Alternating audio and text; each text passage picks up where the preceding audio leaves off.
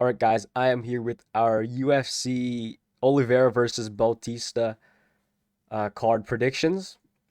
So, as you can see here, last time it was UFC 325. We did crazy good, except for the Tai Tuivasa pick. Fuck that guy. But Volkanovski made us so much money, man. I mean, look at this graph right here. We went up like $200 on one pick just because Volkanovski locked in. So we went absolutely insane. And this year we're up like what, 20 something percent. We're doing really, really good. So I'm really hoping this year we're gonna 3x our money, and it's looking like we're gonna do that, right? Um, but as I say always, never gamble, you're not gonna win. This is just a hypothetical situation, you know what I'm saying? You know what I'm saying? But anyways, yeah, let's get right on into these picks. And as I've said before, a pick is a like what you should hypothetically put money on, and a prediction is just what I think is going to happen. And not all fights have picks.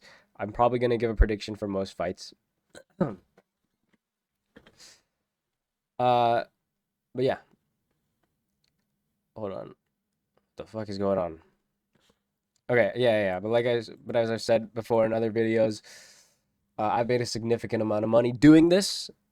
So okay, what is going on, man? It's like okay, Claudia Segula versus a ghost, I guess. It's Priscilla something. I don't really care. I'm not gonna watch this fight anyways. I'm gonna predict that it is like the younger girl by decision. No pick. Next we have Muin Gafarov versus Jakub Wiklach. The interesting thing about Jakub Wiklach is he's not very tested against anyone besides what's the guy's name? Patchy Mix, and it was a pretty bad fight. His cardio was not there, neither was Patchy Mix. He had good grappling, but that's really all he showed. His striking was trash. Muin Gafarov at least has some UFC experience, but I do trust that Jakub Wiklach does have a very good resume, whereas Muin Gafarov is a pretty journeyman type resume. It's not even all that good for a journeyman. I'm going to say Jakub Wiklach wins by submission. That's my prediction. However, there is no pick. This one is pretty good, actually. Wang Tong, or whatever you call him, Wang Kong versus Edouard Mora. Edouard Mora is a pretty good fighter, but she's just not really all that there in terms of just being a good ranked fighter in the flyweight division. I think she gets mogged by anyone who isn't complete shit. Wang Tong isn't that bad. She's actually very good, and she lost once to like that giant Brazilian lady who Edouard Mora kind of is. But I think Wang Tong is good enough to where she has like she's improved quite a bit, and her striking is too crisp. Whereas Edwara Mora really doesn't have much against good striking and good footwork. So I am going to go with Wang Kong money line over Edwara Mora, and I'm going to predict that she wins by a decision. Next, we have Javid Bashra versus Yanni Vasquez. I actually don't know if this one is true. Let me just see real quick. This was at some point. Um, okay, I don't think this is right either. Let's go topology.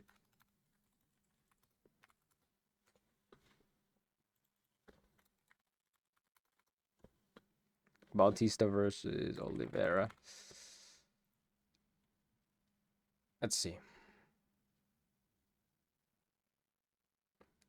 Okay, no, this is the right one. So we're saying it's Javid Basharat versus Yanni Vasquez. We're going with Javid Basharat. Uh, money line over Yanni Vasquez. This is pretty easy. It's just a newcomer. He doesn't have that experience. He has 4 losses out of 13 wins. I don't think this is happening for a newcomer, Javid Basharat. It's actually not even that bad. And he's the brother of Fareed Basharat, who's pretty good. Um, so Javid Basharat, money line. I'm going to say he takes it by decision. Next, we have Bruno Brazil versus Ketlin Souza. Bruno Brazil is good. Ketlin Souza is explosive, so I'm just gonna have no pick on this because I'm really probably not gonna watch it either way. I don't really like Bruno Brazil. She's kind of a point fighter, pretty boring as a woman fighter, especially. That's kind of crazy. Like, how do you stand out as a boring woman fighter? They're all kind of boring. Um, so yeah, no pick. I'm gonna predict Bruno Brazil picks her apart at range. Next, we have Nikolai Varetnikov versus Nico Price. I'm gonna go with Nikolai Varetnikov versus winning money line. over Nico Price. Varetnikov's not terrible. He lost to Punahele, I think, Soriano, and he looked okay. He looked like he could fight. Nico Price has not looked good at all. The fucking dodo bird. I don't know why he's still in the UFC. It's probably his retirement fight. Varetnikov, I think he's gonna win this by a knockout. I think Nico Price is done. We're saying Varetnikov money line as our pick though, and Alex Morono versus Daniil Donachenko. Daniil Donachenko looks kind of crazy good actually, at least for like this level. Alex Morono lost to Nico Price. Need I say more? Daniil Donachenko, 24 years old, got big power in his hands. Alex Morono has not much to answer, like for Daniil Donachenko's pressure and his like he's just aura, his grit. Alex Morono has not very much to offer in a fight. He's just there. So we're saying Daniil Donachenko money line. He's probably going to take it by knockout, to be honest with you, but a little too risky for me. I'm going to say Daniil Donachenko money line. Uh, Alex Morono, I think he's going to lose by knockout as my prediction, though. And that was my prelims. Next, we have our main card, Dustin Jacoby versus Julius Walker. I'm going to have no pick on this, unfortunately. I like this fight. It's a good fight. But just Dustin Jacoby is pretty old. He's got big power, but that's really all he can offer. Julius Walker, I've not really seen what he does. He went to a split decision against, what's his name? Alonzo Menifield. And Menifield's not that good, right? But he is ranked. Dustin Jacoby is not. And Julius Walker's too young. There's too many question marks in this fight for me to have a really good pick. I'm going to say no pick, but I'm going to predict that Dustin Jacoby is going to pull through by a knockout. I think Julius Walker's a little chinny. I can just sense it, but we'll see. Next, we have Gene Matsumoto versus Farid Basharat. I'm going to go with Farid Basharat. He looks good in his last fight. He cracked Chris Gutierrez in the last round, and he was just looking good in the striking. He's just an overall pretty clean striker, not very fun fighter, but I mean, that's just how it goes. Actually, Gene Matsumoto, he's a pretty good striker and he's an okay grappler. Uh, he really just tries to make it a dogfight, whereas Farid Basharat's a pretty clean fighter. Really doesn't like to get hit. Really doesn't like to hit either. He's got really not that much power in his hands. So I'm gonna say Farid Basharat money line and Farid Basharat. Actually, no, screw that. We're not saying money line. We're just saying Farid Basharat by decision. That's our pick. Over Gene Matsumoto. Next, we have Mikhail Alexeychuk versus Marc-Andre Barriault. I'm going to say Mikhail Alexeychuk takes it by knockout. That's our pick. I think he's just a much cleaner fighter now that he's joined the Fighting Nerds. Marc-Andre Barriault has been cracked in every single fight as of recent, especially that Joe Pyfer fight. I think it took a lot off of his chin, and he's getting dropped by everything. He's kind of a clinch merchant. That's kind of what he does. He gets in the clinch, just tries to knock your ass out. He did that against Bruno Silva. But I think Mikhail Alexeychuk is smart enough, and he's probably better in the clinch, to be honest with you, to do that. I think Mikhail Alexeychuk's got big power in his hands, and he's faster, and he's a more skilled fighter than Marc-Andre Barriault, who really wants to make it a scrap. So we're saying Mikhail Alexeychuk by knockout as our pick. Next, we have Jailton Almeida versus Rusvan Kuniev. I'm saying Jailton Almeida. Rizwan Kuniev looked okay against Curtis Blades, an injured Curtis Blades, by the way.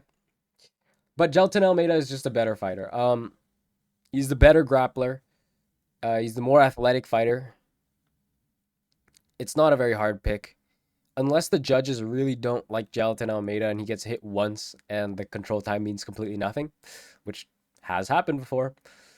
I don't think it's going to happen, though. Jailton Almeida, I think he's just going to smudge him down to the ground. I think this is going to be pretty, like, solid. Oh, shit, this is where Rizvan Kuniev really is. Jailton Almeida, money line is our pick. Our prediction is by decision. Next, we have Kyoji Horiguchi versus Amir Alblasi. This is a pretty easy fight. Kyoji Horiguchi's better in the striking, grappling, the wrestling. And he's a faster fighter. Amir Alblasi really doesn't have much. He had a split decision. Robbery decision over Kai Kara France, who's not actually that good. We're saying Kyoji Horiguchi money line because he can win wherever he wants. He's got big power. He's got good grappling. Kyoji Horiguchi money line. I'm gonna say he takes it by knockout. I want to see him fucking chin this goof. And lastly, our main event, we have Mario Bautista versus Vinicius Oliveira. I've gone back and forth on this fight. Mario Bautista is an interesting fighter. He's underrated, is what I would want to say. But people are saying he's underrated so much to where he's actually become overrated. And I think people are writing off Vinicius Oliveira. Vinicius Oliveira is fucking huge. He's probably taller than Mario Bautista, first of all, but his reach is definitely longer. He's a younger, more green fighter. Mario Bautista coming off of a loss. Bautista landed one knee on a short guy. Let's relax here. He doesn't have that much power. Vinicius Oliveira, I think he can bully Mario Bautista as a bigger fighter. Vinicius is a little chinny, but that's just because his weight cut is so much. But I think Vinicius is just completely like, he's not the more skilled fighter, but he is definitely the more physically imposing fighter. And I think that matters a lot at these lower weight classes, as we've seen in the lower weight classes, a significantly bigger fighter. It means a lot. Vinicius Oliveira, I think he's going to be able to bully him around. Mario Bautista's range is not impressive to me. Um, I think Vinicius Oliveira is going to win this fight. I'm going to say money line because he could just chin Mario Bautista, which has happened before against, don't remember who, but it happened. Um, I think Mario Bautista could take it by a decision, but I don't really see that. I don't. I think there's more value in seeing that Vinicius Oliveira can win in multiple ways compared to Mario Bautista's one way, and Mario Bautista is the favorite because of that. And I think Vinicius Oliveira is just being overlooked, way overlooked. And I think the only reason why it's not an even fight is because Mario Bautista uh, hit Umar with that crazy knee, which honestly didn't even affect Umar that much. So I'm gonna say Vinicius Oliveira money line. I'm gonna say that Vinicius Oliveira takes it by decision as my prediction though. So yeah, that was my UFC Bautista versus Oliveira card predictions. Bye bye.